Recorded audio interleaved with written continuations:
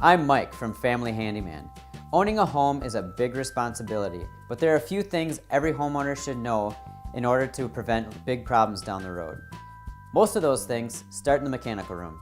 Here in the mechanical room is where your serious problems are going to occur. You should know about the HVAC system, the water heater, and where the water shutoff valve is. Here at the water heater, you're going to be checking for leaks. If you find a leak at the relief valve or the drain valve, you can replace those parts easily. But if you see a leak coming from the tank, it's time to call a professional to get yourself a new water heater.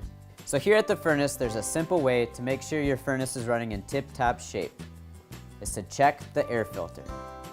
Now this filter is meant to last 12 months, but I check mine every 3. A really easy way to check it is to pull out the old filter and compare it to a new one. This one's still got some life left in it, so we're gonna put it back in. The water shutoff valve is another really important thing to know about. If you have a water emergency, you can run down to the basement and turn your water off to the entire house.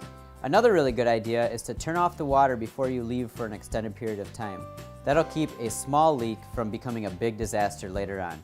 And it's as easy as turning a knob. So that was just a few of the simple things you should know as a homeowner. We've got a much more extensive list at familyhandyman.com. For more hints, tips, and tricks, come check us out.